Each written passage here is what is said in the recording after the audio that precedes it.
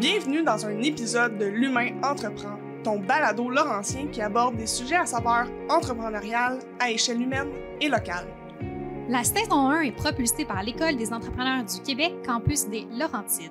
On développe vos compétences entrepreneuriales pour vous aider à devenir l'entrepreneur que vous désirez.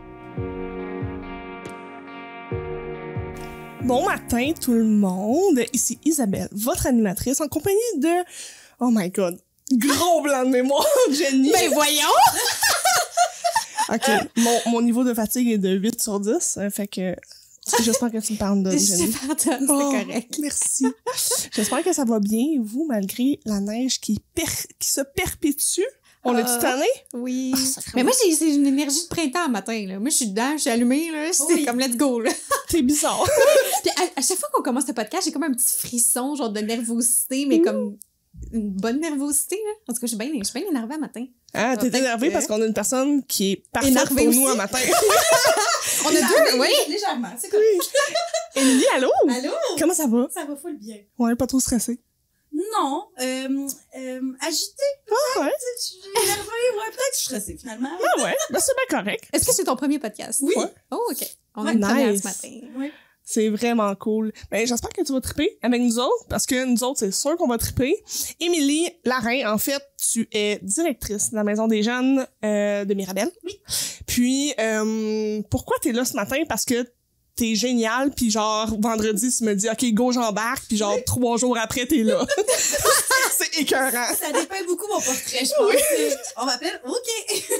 C'est vraiment écœurant. Merci d'être là. Ça va Mais merci vraiment à être cool. vous autres. Ça peut juste Ouais. être un beau moment, je pense. Vraiment. Et merci à tous les auditeurs qui sont encore avec nous malgré des défis techniques qu'on a vécus. Ben, tu vas voir dans l'épisode qui va sortir aujourd'hui, demain, a.k.a. dans le dernier épisode pour les auditeurs. Je vous trouve le fun de nous écouter encore et encore. Fait que merci. Ben oui, puis j'ai beaucoup de feedback en vrai aussi, de Ouais. personnes qui nous écoutent, puis ça, puis je trouve ça vraiment le fun parce que ça a un impact concret dans la vie des gens de voir différents modèles, d'être inspiré, puis d'être rassuré aussi beaucoup dans nos insécurités des fois dans le milieu Vraiment. des affaires. C'est un peu ça l'objectif, hein? Ben ouais, pas mal. Fait que je pense qu'on est sur la bonne route. Ouais, exactement. Fait que merci d'être là encore et encore et j'espère qu'aujourd'hui vous allez ressortir avec des belles choses, des belles connaissances parce que on a un sujet vraiment pertinent et là on n'a pas de sujet précis, mais Ah oui, là. est-ce que ça va vraiment être le fun de discuter avec toi, Émilie, parce que tu es une ancienne entrepreneur. Ben une ancienne. Oh my god, je viens de tout scraper. Toute l'essence de Toute l'essence de l'épisode. l'épisode. Tu es entrepreneur, mais tu es directrice de la Maison des Jeunes de Mirabel. On va en discuter, mais avant, là, on rewind. Là. On rewind. On rewind. Explique-nous un peu c'est quoi la Maison des Jeunes pour se mettre en contexte des prochains sujets qu'on va aborder. Ben, en fait, la Maison des Jeunes, c'est un milieu de vie. On accueille principalement des jeunes de 12 à 17 ans. En fait, on est comme le beau milieu entre l'école et la maison. Dans le fond, on a des intervenants tout le temps là. On est ouvert le soir de semaine principalement. Et les jeunes peuvent juste venir être eux, avoir du soutien psychosocial, faire des activités, développer plein de compétences. Ça peut passer de faire à manger, de jouer à NHL, de danser, C'est vraiment... ou de faire du soutien scolaire. Donc, on est vraiment, c'est très, très éclectique l'offre de services, mais l'objectif ultime, c'est de donner un milieu sain et sécurisant aux jeunes pour qu'ils puissent se développer.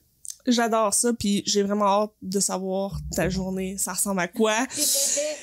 Fait que là, on sait que t'es entrepreneur, on sait que tu tripes travailler avec les jeunes, Oui. mais concrètement, là, dans ton corps à toi, c'est quoi ta mission? Dans ma mission de vie. Qu'est-ce qui se fait triper? Qu'est-ce qui me fait triper, honnêtement, c'est vivre des expériences. J'aime beaucoup me projeter, mais je me mets aucune balise. Dans J'aime le ça. sens que, on va sûrement en parler, là, j'ai un parcours vraiment très éclectique. Je suis calibrée aux expériences. Mon objectif, en fait, c'est que les gens soient bien.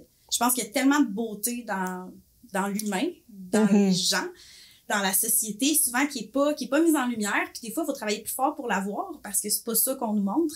Mais je crois tellement en ça que j'ai juste envie de butiner un peu partout puis juste d'aller constater puis vivre ça avec les gens. Puis je pense que je suis quelqu'un d'assez chaleureuse parce que j'ai juste envie qu'on soit bien tout le monde. C'est tout. C'est ça. C'est juste ça. C'est écœurant. Mais c'est bien. Est-ce que tu y avais pensé ou? Non! Même pas préparé. Absolument, je m'étais préparée. Non, Écrire un texte, oui, mais c'est absolument. magnifique. C'était 2 semaines de travail là-dessus. Absolument. Moi, si on s'est parlé vendredi, ça fait 2 semaines. Je travaille fort. J'ai eu une intuition. C'était écœurant. Puis, OK, mais là, on essaie d'imaginer c'est quoi ton quotidien, puis ça doit être assez malade, là. Ça doit être vraiment cool, là. C'est très cool et c'est...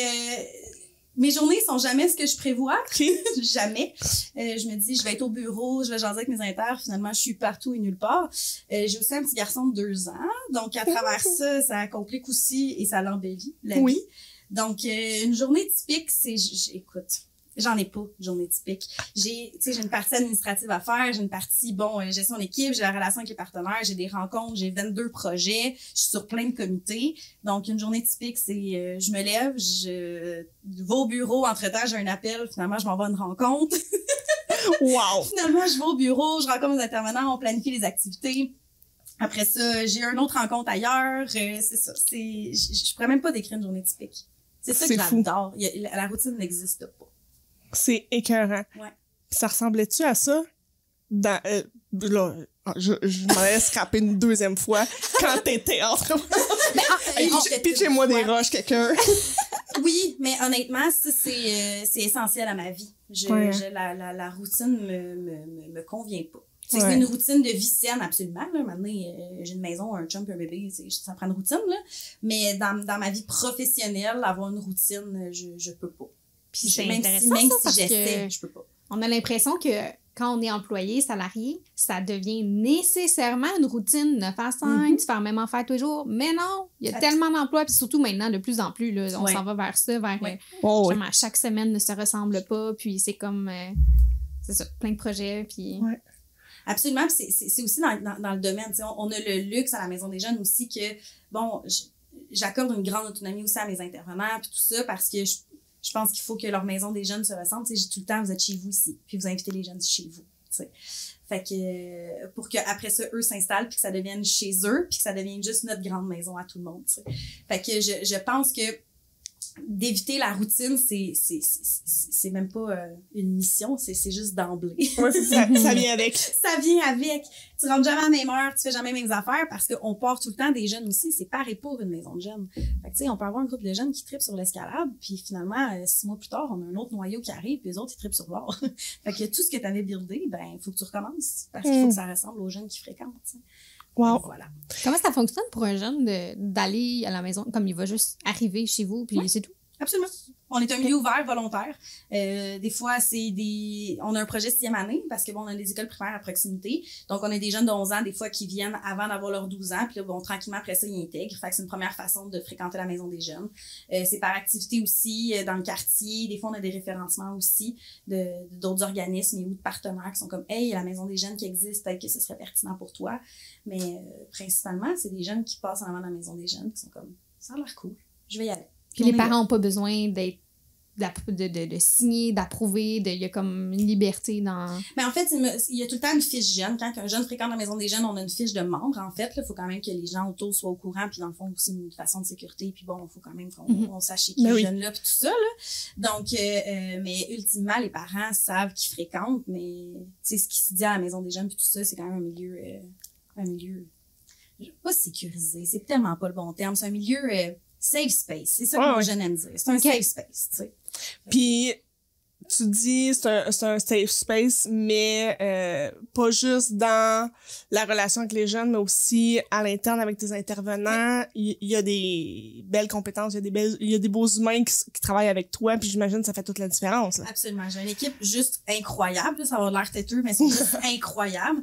Puis, tu sais, j'ai des intervenantes qui sont là depuis plusieurs années. C'est quand même rare en maison de lune. Tu sais, j'ai des intervenantes depuis 8-10 ans là, qui sont là.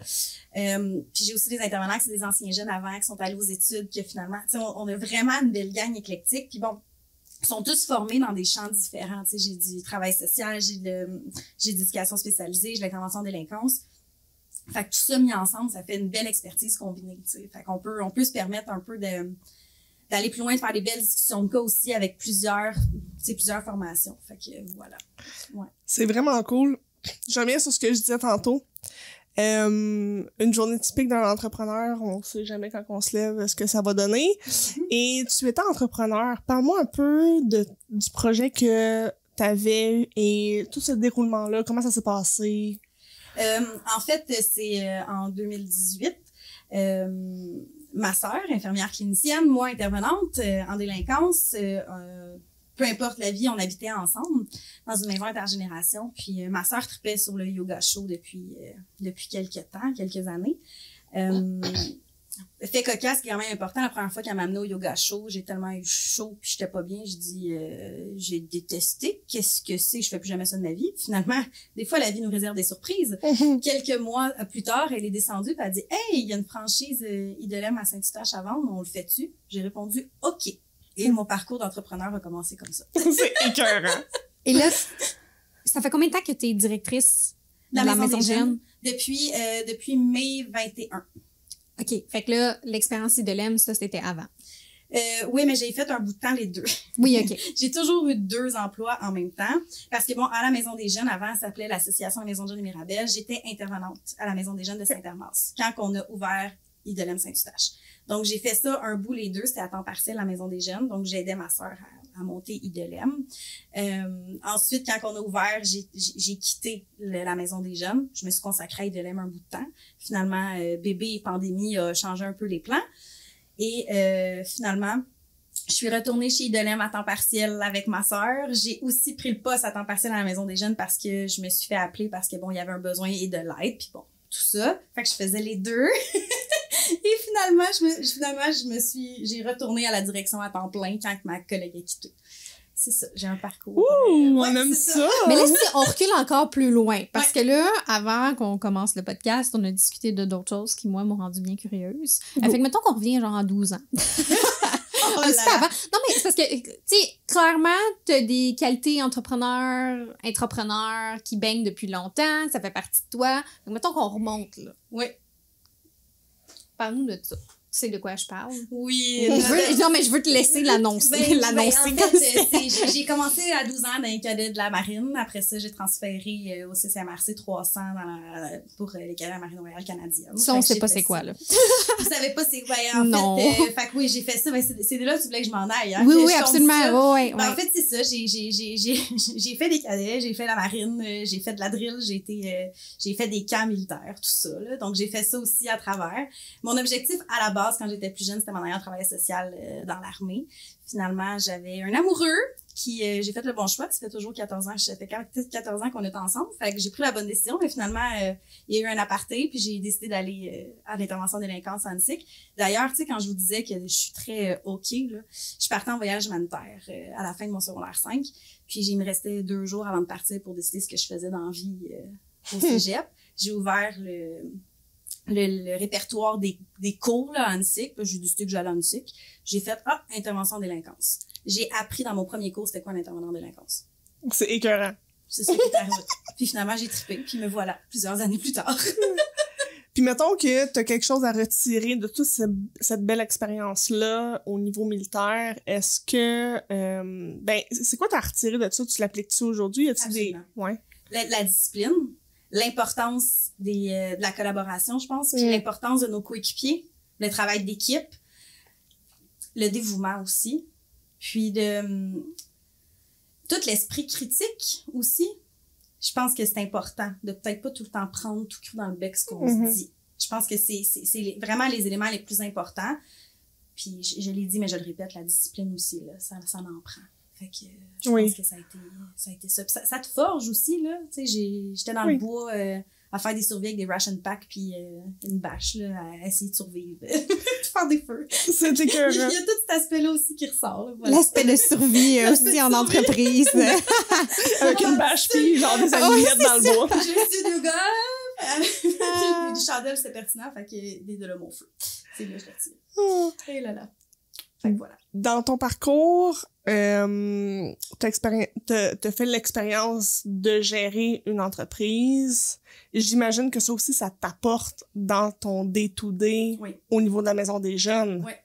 Dans le fond, ce lien-là, est-ce que ces compétences-là, j'imagine, tu les réappliques à la Maison des Jeunes avec les jeunes? Parce que je m'en vais vers ça, là, mais l'entrepreneuriat chez les jeunes, on veut en savoir un peu plus. Fait que...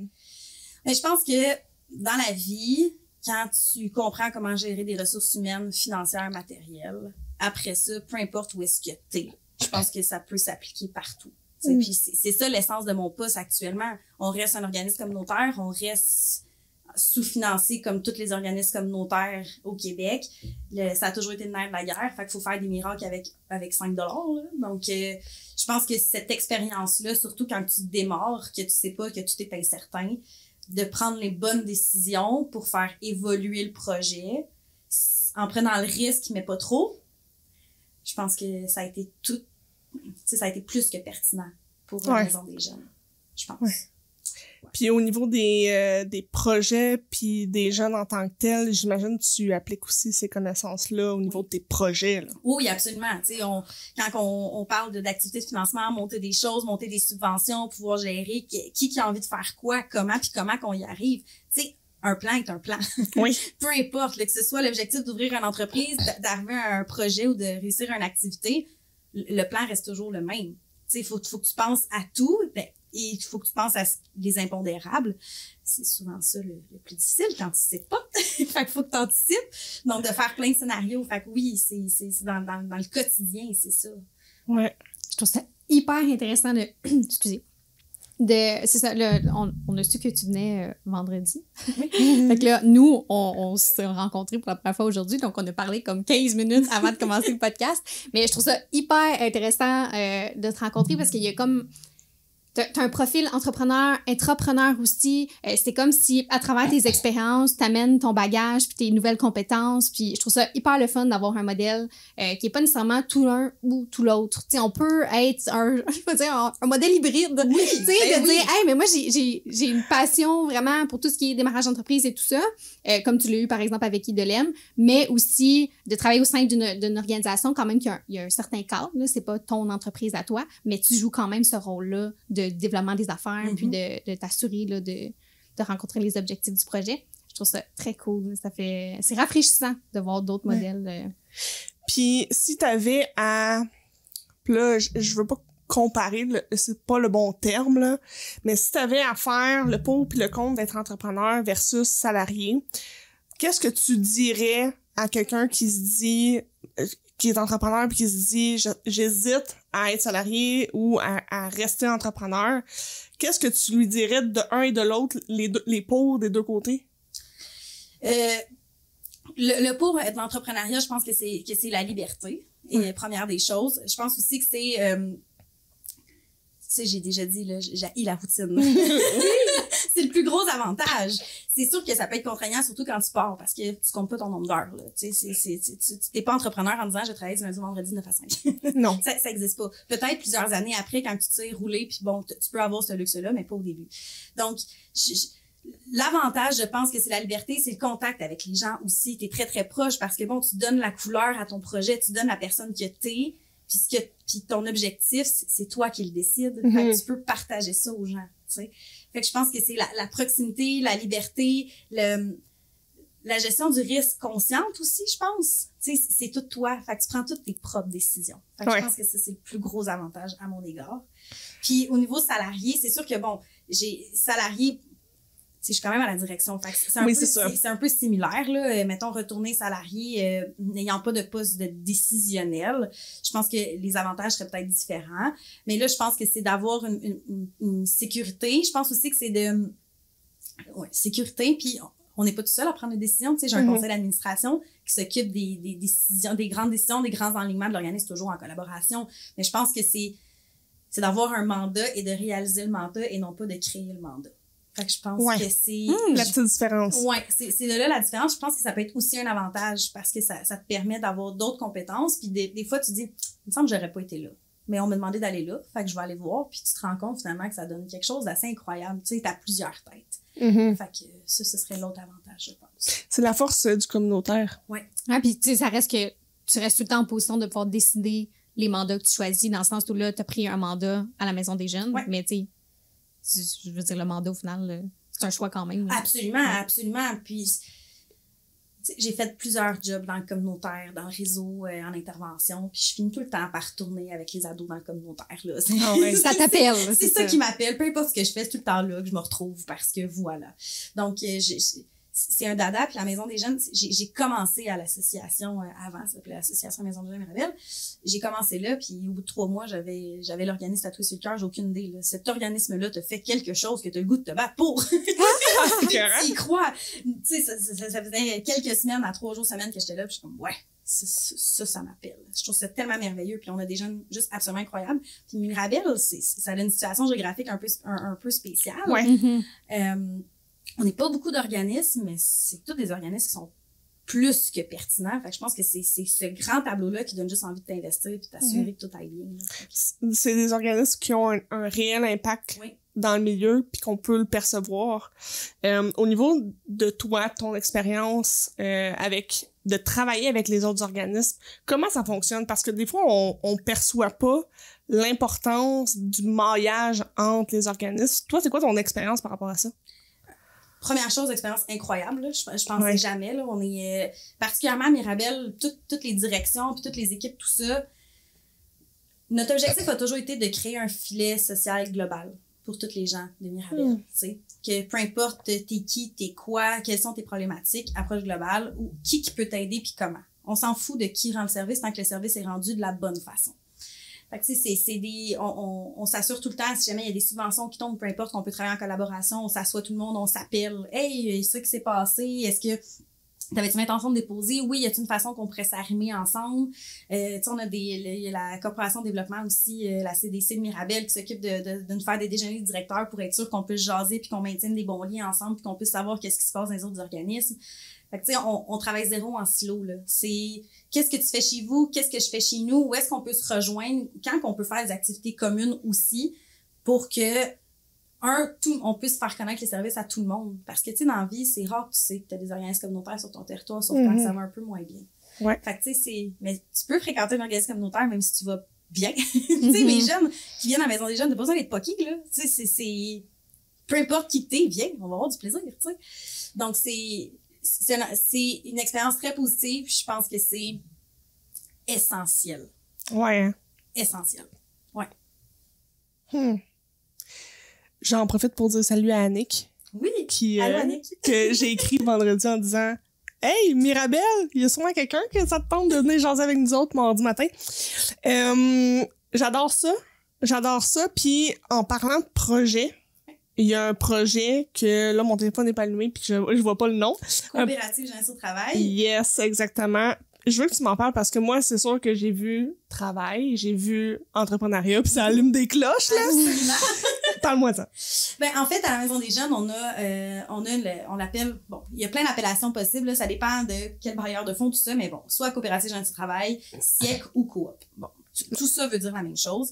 Dans le fond, c'est des petites entreprises qui sont créées par des jeunes, qui sont encadrées par 2 intervenants. C'est des 5 à 7 jeunes par coopérative qui créent leurs entreprises de ce qu'ils veulent. Fait que ça peut être du gardiennage, ça peut être de la tonte de gazon, ça peut être de l'entretien extérieur, ça peut être de la peinture, ça peut être ce que les gens ont besoin. Dans le fond, les citoyens nous appellent, nous disent « Hey, j'ai besoin de quelqu'un pour couper mon gazon. » Puis là, ben, on regarde avec la petite entreprise si c'est ça que ça leur tente de s'en aller vers ça. Puis si c'est ça, ben, ils montent, s'occupent de faire leur promotion, rencontrer les clients, faire les contrats.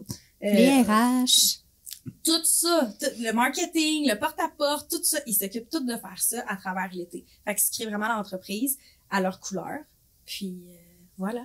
Qu'est-ce que ça crée comme transformation chez les jeunes? Ils commencent l'été, ils finissent l'été. Qu'est-ce que ça l'a amené chez eux? Ou t'as un exemple que t'as vu qui est plus flagrant, parce que ça doit être différent pour chaque personne, mais... Mais honnêtement, je pense que ce qui ressort de façon commune, c'est clairement que leur estime a augmenté, puis ils ont acquis des compétences qui, tu sais, des fois, j'ai des appels de jeunes qui ont déposé leur CV pour avoir des références. Ils sont comme, ouais, ils ont fait partie d'une coopérative, je trouve ça incroyable, ça a une première expérience de travail juste hallucinante.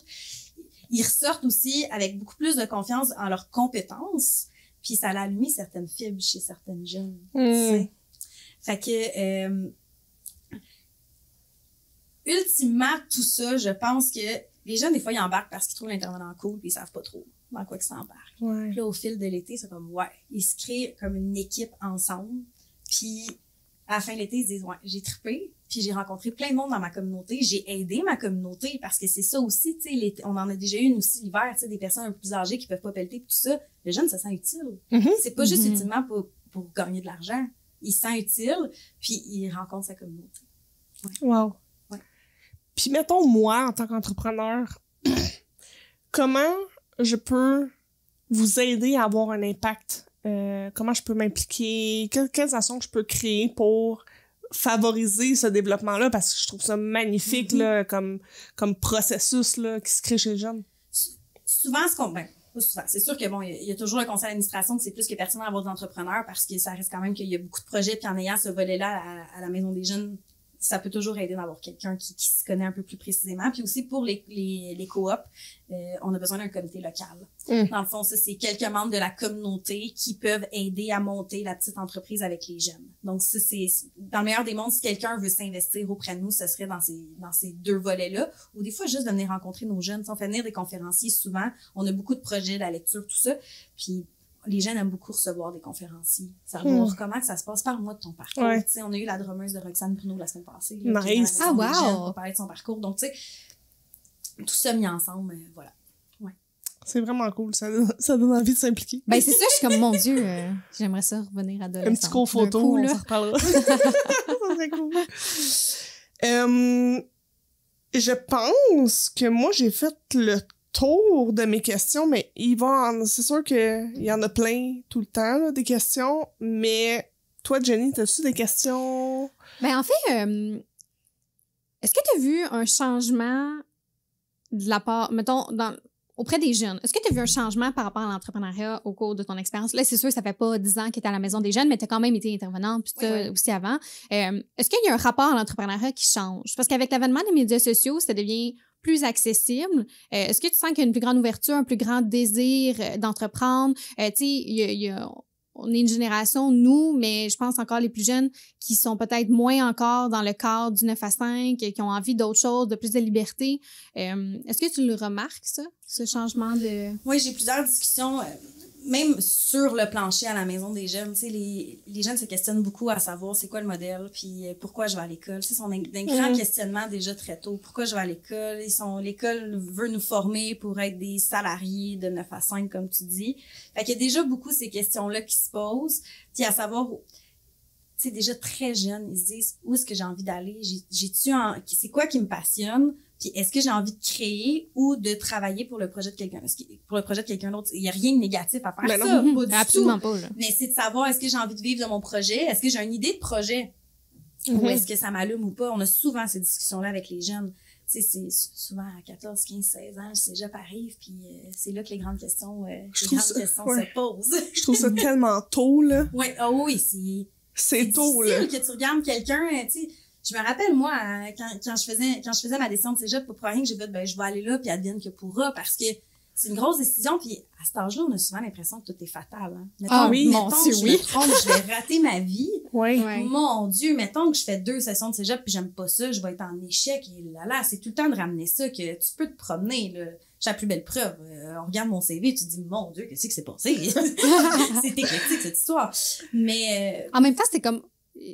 Longtemps, on dirait, je l'ai perçu de cette façon-là aussi, tu sais, c'est tôt, puis ça, mais en même temps, ça sera toujours tôt tant que tu le vis pas. Tu sais, il faut comme tu te lances dedans, puis t'essayes des trucs, puis tout ça, puis tu sais, je pense en vieillissant aussi qu'on comprend que, OK, c'est parce que je peux changer, je pourrais retourner à l'école, je pourrais démarrer une entreprise un peu plus tard, tu sais, tout est possible, je pense que c'est justement en montrant des modèles qui sont différents, puis justement avec les conférences, c'est comme inspirant de voir des gens qui ont des parcours atypiques, je pense en fait, ça devient le parcours atypique devient la norme, parce que les carrières changent. Oui, puis c'est rendu rare quelqu'un qui va faire 30 ans à la même place. Là. Non, on n'est plus dans la même ère du tout. On n'est plus là. Puis il n'y a rien de fatal, puis c'est pas grave. Tu as le droit de te tromper, puis ça se peut que tu tripes, ça se peut que tu tripes pas, puis t'as 17 ans, t'as 18 ans, t'as la vie devant toi.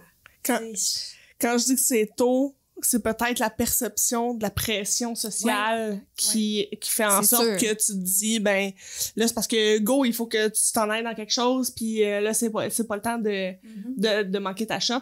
Quand, au contraire, ça devrait être l'inverse qui se fait, tu sais. Mais c'est peut-être des mœurs aussi, là, parce que... Il y a tout ça, mais je pense aussi que nos jeunes, ils veulent tellement pas décevoir non plus. Ouais. Tu sais, ils veulent pas décevoir, puis... J'ai trouvé incroyable ces jeunes-là. Tu sais, je trouve ça juste beau qu'ils se posent ces questions-là. Tu sais, de me dire, je fais quoi, puis comment je fais ça, puis j'ai le goût de faire ça, mais j'ai peut-être pas le goût, puis Tu sais, des jeunes qui sont pas gênés de nous dire que dans le dernier 6 mois, ils ont changé 4 fois d'idée de programme. Puis on en rit, c'est parfait. Ben puis oui! Ils n'ont pas pris leur décision encore, puis jasant, puis c'est correct parce que ça veut dire que t'as juste plein d'intérêts, puis prends le temps que tu veux, tu sais. Ouais. On est tellement dans un bout où est-ce qu'ils ont beaucoup de pression, puis les gens sont pas portés à faire confiance à nos ados.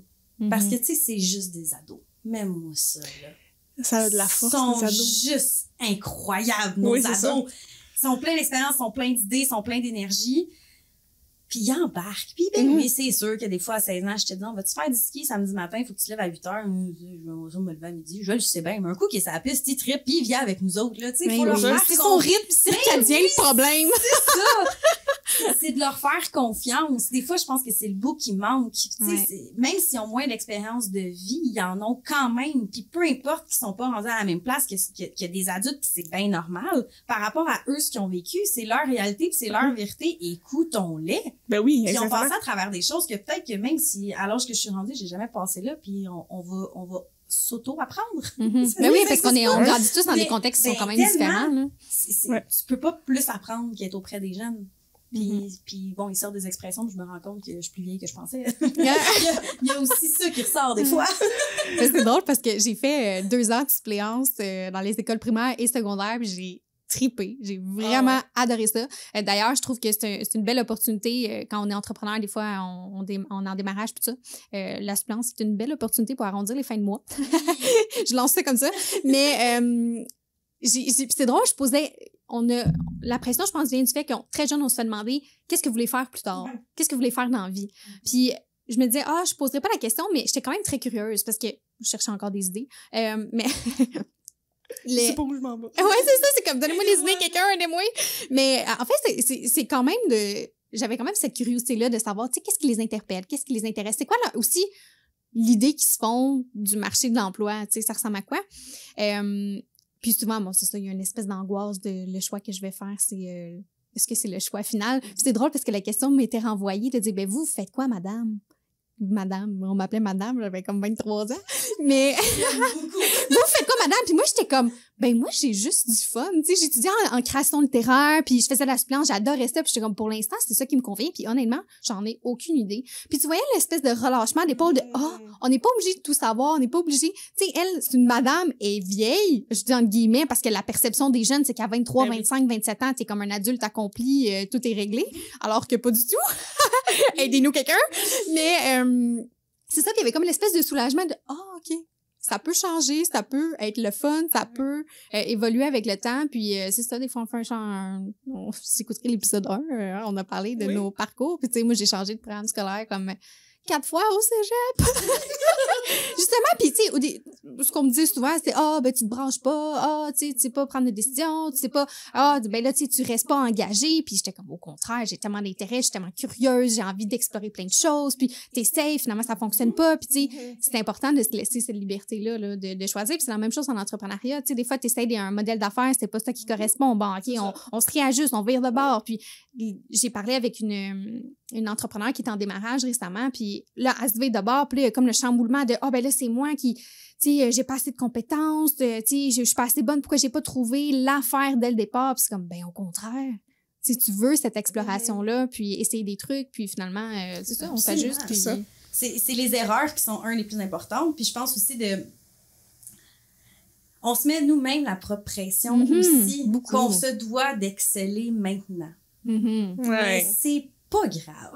Non. Je pense que tu sais, dans ce que tu dis, là, oh mon Dieu, il aurait fallu que j'aie les compétences, tout ça, c'est que souvent, on pense qu'on devrait tout savoir ici maintenant. Mais non, tu vas l'apprendre au fil du temps. Puis ça m'arrive des fois, même dans ma job en ce moment, là, quand j'étais arrivée à la direction, des choses que j'avais aucune idée quoi faire. Je me suis assise, je vais l'apprendre. Ben oui, tout simplement. Ça fait mal à l'estime. Des fois, tu dis, mon Dieu, je devrais savoir. Non, tu devrais pas. Il y a des affaires que c'est correct, que tu connais pas, puis tu vas l'apprendre. Tu sais, quand tu démarres ton entreprise, tu regardes tout ça, puis t'es comme, il faut même que je pense au papier de toilette. Mais tu sais, t'avais pas réalisé ça avant, là. Mais il faut que tu penses à tout. Fait que tu le sais pas d'emblée, mais tu l'apprends au fil du temps. Dans ma routine, tu sais, moi, je suis là, puis je suis dans le jus, puis tu sais, t'es pas créatif quand t'es surmené, puis que t'as beaucoup de travail. Puis des fois, je me reviens de bord, puis je me dis, j'ai l'opportunité de pouvoir dire oui ou non à ce que je veux. Maudit. je peux-tu, tu sais, à un moment donné, dire, ben, Yann, ça correspond plus maintenant à ce que j'ai envie, puis go, on change.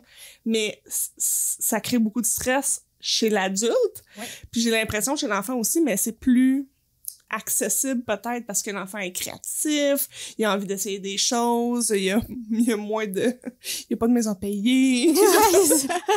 Fait que ça l'apporte, ça. Le stress est complètement différent qu'un adulte. Fait qu'effectivement, il y a cette liberté-là ou cet espace-là. C'est ça. Mais ça veut pas dire que ça vient avec pas de stress. Ça veut pas dire que c'est pas anxiogène, là. Nos jeunes sont malmenés beaucoup, là. Si on parle d'anxiété chez les jeunes, puis la santé mentale chez les jeunes, on prend jaser longtemps, ça va pas bien. Ouais. Non. Puis là, on rentre dans un sujet vraiment comme zéro dans mes compétences, mais c'est pas grave. On y va. J'ai l'impression qu'il y a un clash de génération. Puis nous, on est comme dans le milieu, tu sais, on peut dire. On voit, tu sais, nos parents, puis cette génération-là qui foncent, qui ont comme des projets qui mènent à bien des choses, qui ont une belle vie, puis on se remet de bord, puis on regarde nos jeunes qui sont anxieux, qui ont plein de projets, qui veulent pas rentrer dans un moule, puis là on se dit, oups, attends une minute, là, dans 20 ans, tu sais, ça va avoir changé tout ça, tu sais. Puis j'ai l'impression que ça va nous apporter tellement de belles choses. Malheureusement, présentement, ce qui se vit, ça va nous apporter beaucoup de belles choses dans le futur, tu sais. Oui, parce que cette remise en question-là est essentielle. Puis je pense aussi que nos jeunes, actuellement, nos ados principalement, ont vécu, ils ont vécu pas mal intense les 2 dernières années, comme nous autres aussi. Puis ça leur a permis de plein de questions aussi qui, là, leur créent beaucoup de stress. Puis je pense qu'ils ont besoin de support, ils ont besoin de gens de confiance autour d'eux, peu importe ça vient de où, tu sais, de quel endroit. Mais ils vont évoluer d'une façon assez extraordinaire, je pense. Est-ce que tu trouves que dans le milieu, il y a une plus grande bienveillance maintenant? Moi, c'est ma perception, là, que les adultes d'aujourd'hui sont... La bienveillance est beaucoup plus encouragée. Oui. On sent que je vais vraiment aller dans la caricature, là, mais l'espèce de tu fais ce que je te dis, puis c'est ça, puis c'est un peu plus droit, puis autoritaire, tandis que là, on est vraiment plus dans une énergie de bienveillance, puis de collaboration. Est-ce que... c'est quelque chose que tu... Oui, puis même en intervention, on le voit plus aussi, là, on est beaucoup, effectivement, dans la discussion, dans la bienveillance, mais on essaie de comprendre. Parle-moi. On n'est pas dans ton comportement t'a fait ça, ton comportement n'a pas d'allure, qu'est-ce que t'as fait là, refais plus jamais ça. 1 + 1 = 2, on n'est plus là. On n'est pas là parce qu'il y a tellement de facteurs, tu sais, de la personne, ce qu'elle a vécu, ses valeurs, son contexte, ses capacités, ses difficultés. Il y a tellement tout ça que je suis une fervente de l'approche globale, là. Je vais te prendre en totalité, puis on va essayer de comprendre ce qui se passe à travers tout ça. Fait que oui, je pense et j'espère que cette bienveillance-là est mise de l'avant. En tout cas, moi, avec les organismes autour, puis tout ça, avec les gens que je travaille, c'est ce qu'on met de l'avant. C'est ce que je ressens. Est-ce que c'est une approche que tu vois aussi en ressources humaines? Oui. Oui. Oui. Du moins, avec mes employés, c'est ce que j'essaie le plus, l'esprit d'équipe, puis prendre soin au-delà de ton poste. Ouais. Parce que si je veux que tu sois ton meilleur, ou du moins que tu sois disponible et disposé à être avec nos jeunes, ben je dois t'offrir la même chose. Fait que oui, on va jaser de ce que tu as fait en fin de semaine. Après ça, on va parler du projet. Puis après ça, on va mettre ça en branle. Mais on va aussi prendre soin de toi. Puis explique-moi, puis c'est quoi tes expériences, puis qu'est-ce que tu as vécu dans un contexte professionnel ou personnel qui peut être bénéfique pour tout le monde autour de la table, tu sais. Fait que oui. Je trouve Est-ce que en tant que dirigeante, puis bon, tu as été aussi dans Idolem, là, puis tu as occupé un poste justement de entrepreneur, gestionnaire et là, directrice. Est-ce que comment on fait pour le faire pour soi-même? Parce que là, tu sais, toi, puis tu sais, c'est souvent quelque chose qui est discuté, là, tu sais, dirigeant d'organisme ou, tu sais, entrepreneur, t'es comme un peu seul au top, je veux pas dire au top de la pyramide, là, mais on comprend, là, l'idée, là. Oui. Comment tu le fais pour toi ou est-ce qu'il y a des gens qui s'assurent de faire la même chose pour toi? Comment je le fais pour moi? C'est une excellente question. Je m'assure, en fait, je me bloque des moments dans mon agenda aussi pour faire ce que j'aime dans la vie. La lecture me sauve beaucoup aussi. J'aime beaucoup lire. Et oui, j'ai vraiment des belles personnes autour de moi. J'ai des très bons amis. J'ai un conjoint incroyable. J'ai une belle famille présente aussi. Fait que je pense que c'est facile de prendre soin de moi à travers ça parce qu'il y a rien de compliqué. Je suis un petit peu allergique de toute façon compliqué dans la vie, là. Je suis très... Wow, j'en veux un peu. Je suis très, très allergique au compliqué. Donc, je garde ça simple. Fait que, puis je m'entoure de gens comme ça aussi. Fait que, puis quand il y a un moment donné, il y a un trop plein puis que j'ai une grosse décision à prendre, j'embarque dans l'auto, je roule une coupe d'heure, puis je refais le monde, puis on revient pour part. Fait que toi, c'est plutôt en dehors Ouais.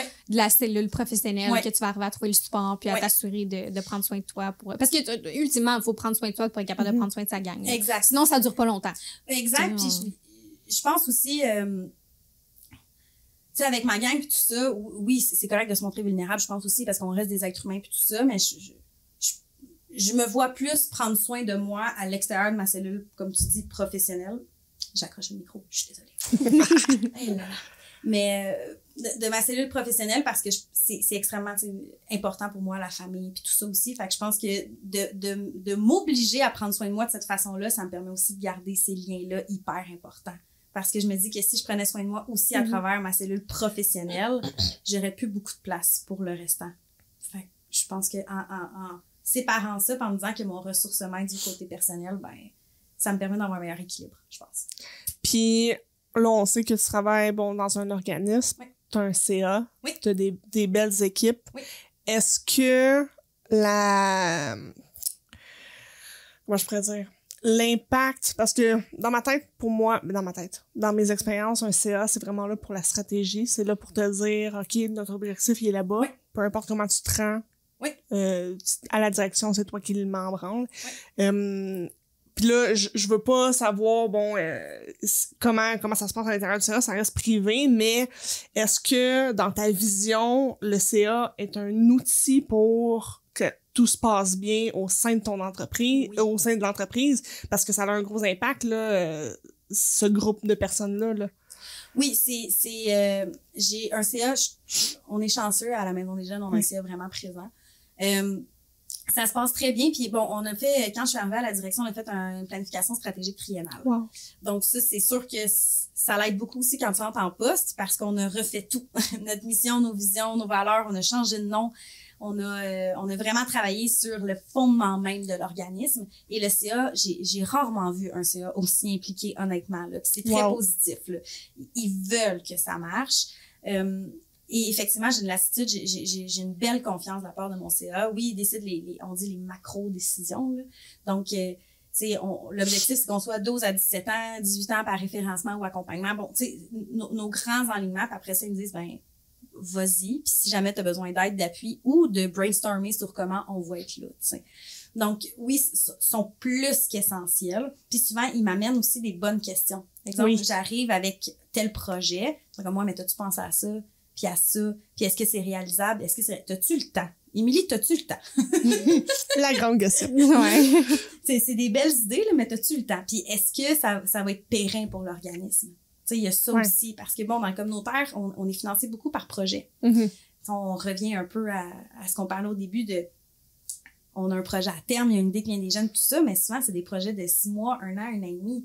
Mais tu sais, tu t'impliques des ressources humaines, tu crées des affaires, mais on a toujours aussi la crainte de la rupture de service.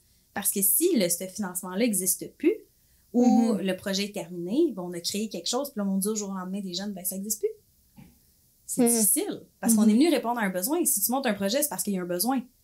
Le besoin va rester là. Le besoin va rester. Fait qu'il faut que tu trouves une façon que ce soit pérenne. Fait que souvent, mon CA est là pour ça, pour ramener à quelle gymnastique ou quel chemin qu'on peut prendre pour que le projet que les jeunes ont nommé ou que j'arrive à la table ou que mon équipe propose pour qu'on ne crée jamais de rupture de service puis qu'il y ait une continuité. T'sais. J'imagine que cette relation-là aussi a un impact sur ton bien-être au sein de ton poste. Parce que là, on parlait de bien-être à l'extérieur qui te ramène, mais tu sais, ça vient jouer, là. Ah, c'est sûr. De travailler dans un climat de confiance puis de respect, c'est la meilleure façon de pouvoir s'épanouir. Tu sais, je l'ai autant vécu aussi avec Idolem, avec tout le support qu'on avait aussi de la franchise. J'ai eu ce luxe-là. J'ai été bien gâtée là-dessus. Là, ça, il y a une petite partie de chance aussi, puis de désir de s'entourer de gens agréables. Mais ça aussi, c'est l'autre clé. Là. C'est que je pense que peu importe que tu sois entrepreneur ou pas, salarié, que ce soit par projet ou que tu aies des idées, l'essence, puis on me ramène aussi à ce qu'on disait au début de mon côté un peu plus militaire, là, l'importance des relations autour de soi, du climat de confiance, puis je pense de l'honnêteté intellectuelle, morale aussi, c'est de s'assurer que tu fais toujours ça pour les bonnes raisons. Oui. Tu peux pas faire ça pour toi. C'est la base de tout. Ouais. J'ai envie qu'on plonge un peu plus dans ton expérience idolème. Ouais. Est-ce que tu avais d'autres questions? Non. Parce qu'on on a tout le temps plein d'idées. En fait, on part là, on ouvre d'autres portes, on rentre dans la porte, on rentre dans... Ça finit plus. Ce balado n'a aucune structure, mesdames et messieurs. On essaye. Mais ouais, j'ai envie qu'on plonge un peu plus dans ton expérience idolème. Comment ça a été justement d'être en... c'est une franchise. Donc, c'est très différent de démarrer une entreprise complètement from scratch puis de ne pas avoir de cadre. Là, je veux dire, là, ils te fournissent un cadre puis tu as des trucs à respecter. Voilà. Comment ça a été? Ouais, mais c'est quoi pourquoi avoir choisi une franchise au départ plutôt que de partir un studio de yoga? D'abord, ma soeur et moi étions élèves de Idolème dans d'autres studios. Fait qu'on était déjà un peu vendus là, à l'expérience, puis la petite serviette froide à la fin. L'ambiance zen et tout ça. Donc, je pense que... J'ai je pense. Je viens de réaliser. Je m'excuse, auditeur. J'ai dit souvent, je pense. Ben, c'est bien que tu penses. Ouais, ça serait maudit. Non, hein? Je confirme que je réfléchis. Donc, on était vendus. Fait que l'idée de ma sœur, la fibre entrepreneuriale, ça a toujours été... ma sœur, je crois qu'elle a ça dans l'âme. Moi aussi, mais je le savais moins. C'était une surprise. C'est une surprise. C'est l'humilité, ça, dans le fond. Donc, c'est comme un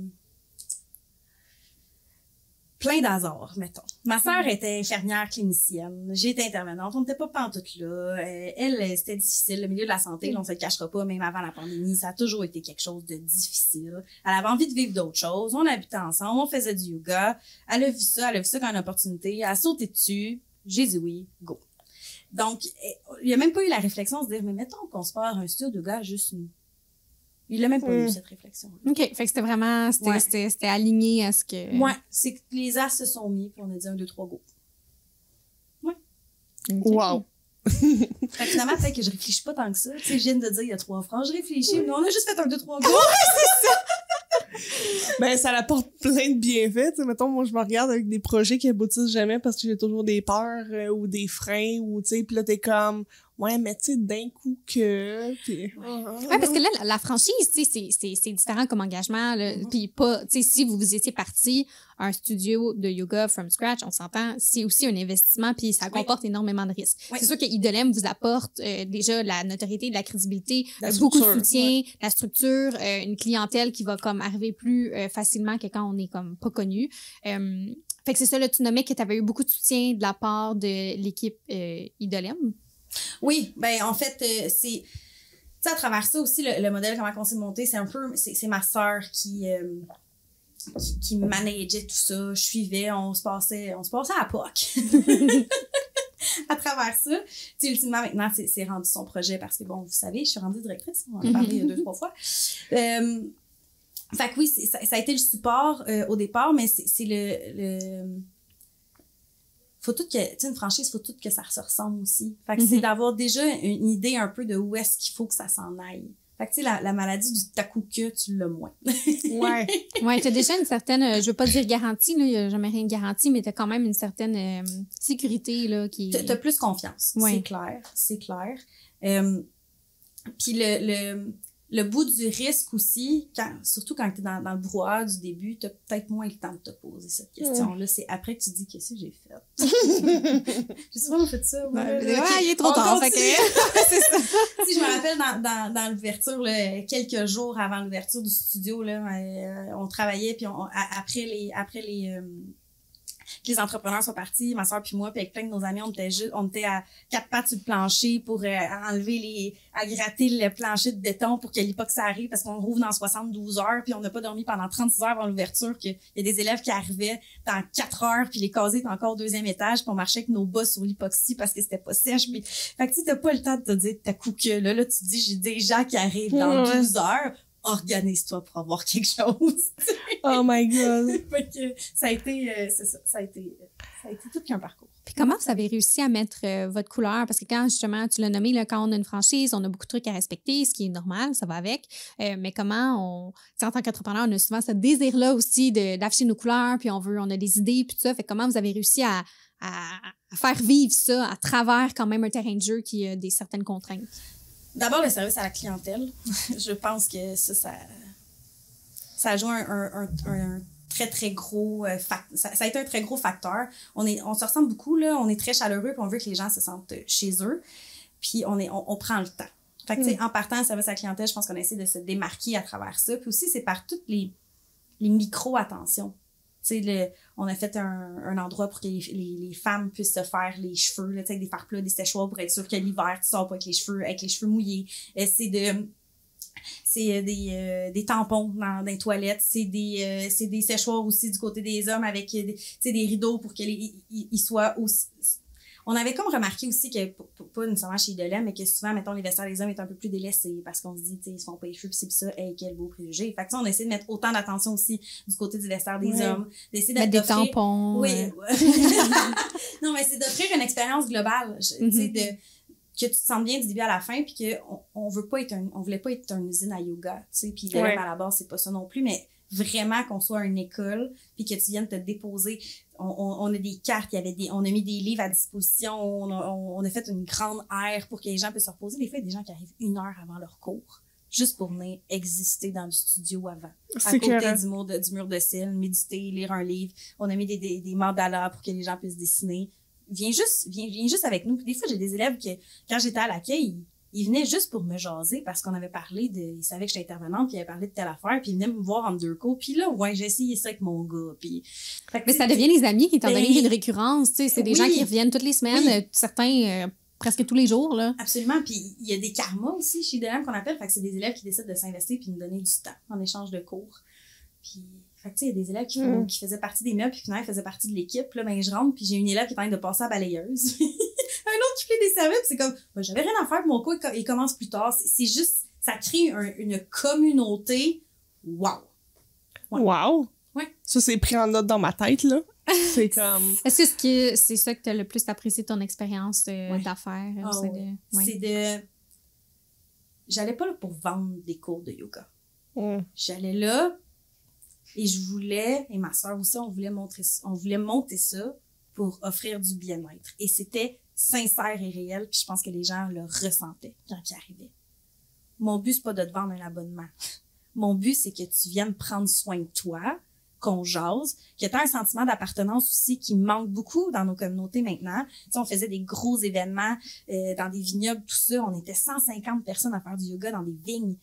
Mais tu sais, on n'était pas obligé de faire ça. Mais c'est de... Ça, c'était votre couleur? Ça? Oui. Okay. Puis bon, on avait quand même des activités à faire avec, qui étaient demandées par Idolem. Mais tu sais, on y a toujours été bien gros. À Saint-Valentin, après les cours, on faisait de la fondue au chocolat. Puis ils font encore ça, là, je dis, parce que je parle au passé vu que je suis plus là, mais on faisait de la fondue au chocolat à la fin des cours, juste pour être ensemble puis se jaser. Fait que tu sais, c'est vraiment de créer le sentiment d'appartenance aussi qui a joué un grand enjeu. Puis même quand on était fermé pendant la COVID, tu sais, les élèves, on recevait des ballons je t'aime Idolem, là, puis des encouragements puis tout ça, parce que c'est leur studio. Fait que, tu sais, tout ce qui arrive à leur studio, ça leur arrive à eux. Ouais. Fait que je pense que c'est la plus belle réussite, la chose que j'ai le plus appréciée, c'est le sentiment d'appartenance de la communauté qu'on a créée. Ouais. Clairement, c'est une de tes forces que tu amènes partout où tu vas, parce que la maison des jeunes, c'est le même. C'est important de travailler avec des bons gens. Oui, exact. Si tu avais à démarrer une nouvelle entreprise, est-ce que tu as des projets qui te titillent? Est-ce que tu penses que tu vas revivre l'aventure entrepreneuriale éventuellement? Oui. Ah oui? Est-ce que tu veux nous en glisser quelques mots? C'est encore au stade embryonnaire dans ma tête, mais, c'est bien je pense que à travers du temps qu'on passe ensemble, vous avez compris que je suis un petit peu une fille d'expérience. Puis j'ai beaucoup de champs d'intérêt. Fait que oui, j'ai quelques projets en tête, à savoir. OK, mettons quel thème. Ouais, domaine. Ou axe ou domaine. Mettons pour Notre curiosité. Est-ce qu'on s'en va complètement ailleurs? Oui, complètement Ok, ailleurs. mais- Là, c'est quelque chose de plus nature, chalet, des choses comme ça. Là. Oh my God. Moi, je m'abonne à la liste de courriel tout de suite. OK, ouais. J'ai dans la vie, mon objectif ultime, c'est d'être dans le bois, à côté d'un feu, à écouter Radio Enfer, là. Fait que je vais m'y rendre. J'adore. Nice. C'est très, j'ai comme l'image. Là, c'est vraiment clair. Ça, ben, c'est rien des images claires, qu'on a Ouais. des objectifs clairs, puis qu'on Ouais. peut s'ennuyer. Fait que, C'est ça.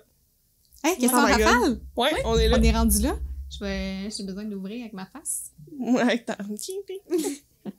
Question rafale. Oui. Oups, excusez. Excusez les gens. Question rafale. Donc, on fait ça à chaque épisode.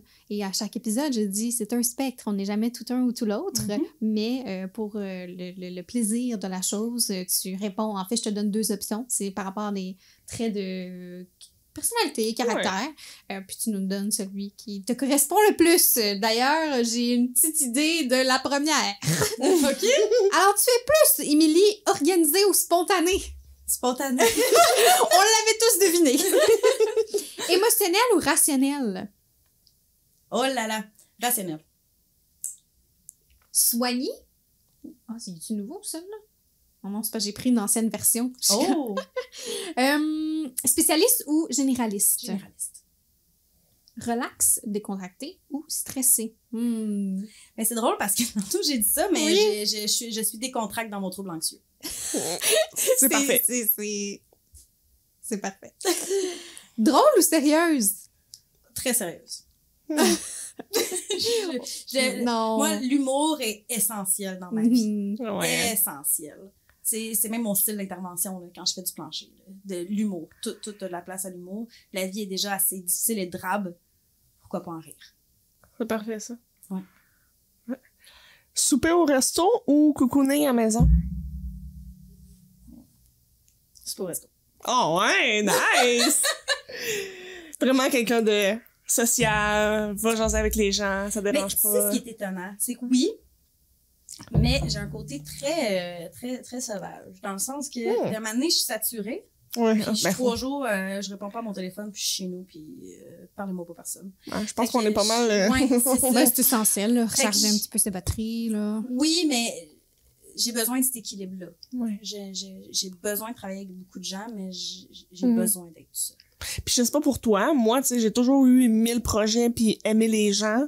Puis j'ai comme l'impression qu'à un moment donné, tu sais, je parle souper au resto ou cocooning, mais c'est les deux. Ouais. Parce que, à un moment donné, t'es comme, bon, ben, je veux plus parler à personne, bye bye.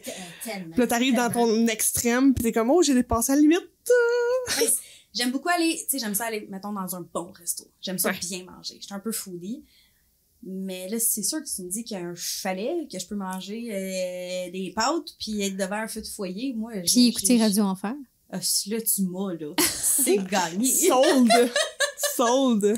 Moi, s'il y a un feu puis du bois, la vie est belle, là. On se rappelle, c'est ça mon objectif. Fait que, Ouais. Ah, j'aime ça. Question surprise. Question surprise. Fait que là, c'est le temps que ça fait que clink, que clink. Ouais, mais tu sais, T'es je suis bonne. rendue moins... Moi, je te spoil ça. Je suis comme, C'est correct. attention. Alors, question surprise. Tu piges une question, puis tu réponds. Vraiment, le concept est tout à fait simple. C'est ça. C'est vraiment pas compliqué. tu devrais comprendre le concept. Pour l'instant, on n'a pas pogné 2 questions pareilles. T'as Ah, mais plein là, de je pense que ça pression. va commencer. Là. Il n'y a pas assez de... Ta plus grande règle de vie ou ton mantra? Hey, il n'y a personne qui a pigé la même encore. C'est Non. génial. Puis tout le monde a eu une question qui a vraiment eu rapport avec ce qu'on discutait. Ouais, Je pense que c'est ça aussi, Ouais. hein? Ma règle de vie ou mon mantra? Mon mantra, je vais répondre en 2 volets parce que, bon, on se rappelle que je suis décontractée dans mon trouble anxieux. Alors, mon mantra, c'est je suis calme et sereine en toutes circonstances. Des fois, je le dis avec beaucoup d'émotivité, mais je suis calme et sereine en toutes circonstances. T'essaies de trick ton Ah, cerveau, oui, là. oui, je la répète, celle-là, depuis beaucoup longtemps. Elle n'est pas encore tout à fait intégrée, mais me dit que ça va arriver à un moment donné. Puis, ma règle de vie, honnêtement, c'est de dire toujours oui dans mes limites pour vivre le plus de choses possible. Je veux pas... Tu sais, tu disais le takuke, là. Tu sais, un trouble anxieux, c'est ça. C'est la maladie du takuke. Fait que si j'écoutais tout le temps mon takuke, je ferais pas grand-chose. Je serais pas ici Non. ce matin. Non! Donc, c'est juste de vivre le plus d'expériences possibles, les plus positives possibles. C'est ça. C'est quoi tes outils pour...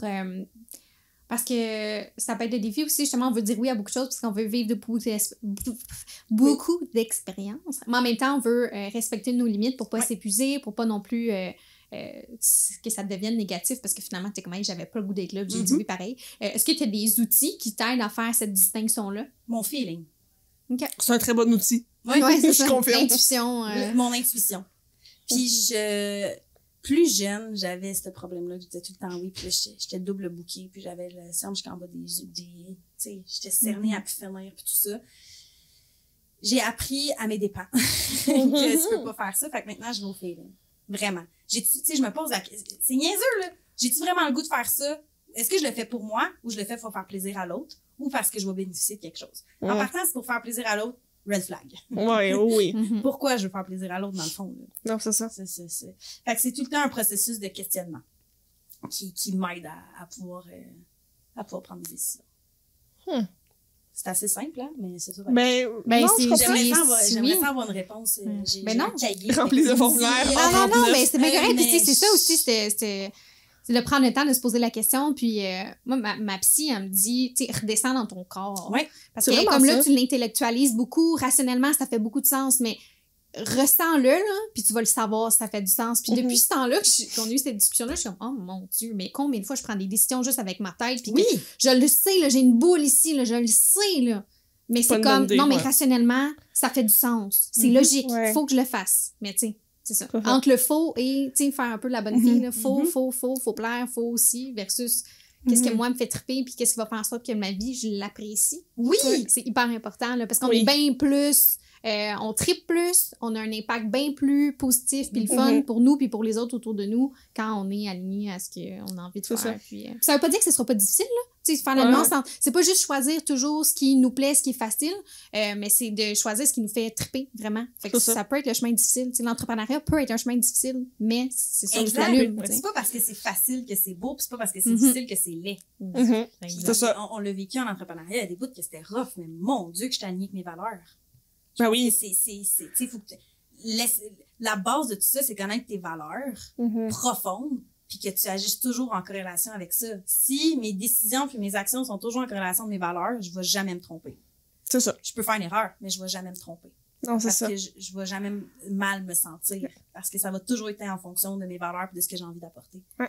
Puis c'est de se poser la question, tu sais, même si on se dit oui à un projet qui nous fait vibrer, c'est de continuer à se poser la question jusqu'à temps que le projet soit fini et ou qu'il y ait d'autres choses. Oui. Le nombre de fois que j'ai dit oui à un moment où je suis comme ça va vraiment être le fun puis je me sens bien, puis que 2 semaines après, plus tard, il y a d'autres choses qui arrivent puis là ça correspond moins. C'est juste de se poser la question puis de laisser aller, pas obligé que ça devienne un stress puis une anxiété de plus. De se laisser la liberté, tu sais, on discutait tantôt, mais de se laisser la liberté de que ça change avec le temps, puis tu sais, même des fois il y a des projets qui sont le fun, ils nous font triper, mais on le sait que ok, mais là ma charge de travail va être beaucoup trop élevée. C'est d'avoir confiance que ok, mais cette opportunité là, si elle m'appartient, elle va revenir, tu sais, de comme faire des choix aussi en fonction de est-ce que c'est vraiment raisonnable actuellement, tu sais, puis de se donner la chance de réussir. Puis faut accepter aussi qu'il va y avoir des choses transitoires dans la vie. Puis c'est correct d'accepter quelque chose ne sachant que ça sera pas permanent. Je pense de se permettre ça aussi, de se dire comme j'ai envie d'embarquer dans ce projet-là, le temps que ça démarre, où est-ce que vous êtes rendu, ça me fait triper, puis une fois que ça va être plus loin, ben je pense que mon apport sera plus pertinent ou que moi j'aurais plus envie d'être là. Puis c'est correct. Ça a été ça pour toi, Idolem, en fait, là, ça a été un... Oui, puis c'est pas que j'aime plus mon monde, c'est pas que j'aime plus ma sœur, c'est pas que j'aime plus la compagnie, c'est zéro ça, c'est que l'appel du communautaire, l'appel d'intervention me rappelait aussi, il y avait un contexte où est-ce que j'avais un petit gars de quelques mois, un retour post-pandémie, de réouverture de... Tu sais, à un moment donné, mon gars, il fait pas encore ses nuits, là. Fait qu'on s'imagine, quand je suis retournée, on rouvrait de la COVID, mon gars ne faisait pas ses nuits, tout était compliqué, les masques, le ci, le ça. J'avais aussi le poste à la direction en temps partiel, c'est qu'à un moment donné, il faut se rendre compte que c'était peut-être plus pertinent, c'est peut-être plus ma place, puis je suis plus pertinente pour l'entreprise, tu sais. Ma sœur va faire beaucoup plus grandes choses si je suis plus là. Elle dirait non, mais c'est le sentiment que j'avais à ce moment-là. Ouais, parce qu'à un moment donné, on a l'impression de devenir un boulet, même si on l'est pas, là. C'est de devenir une nuisance, puis ça l'apporte des freins, tu sais. Moi, je sais, quand je me sens pas bien dans un environnement, j'ai tendance à freiner les autres autour de moi. Fait que c'est mieux que je sois pas là. Oui. Tu sais.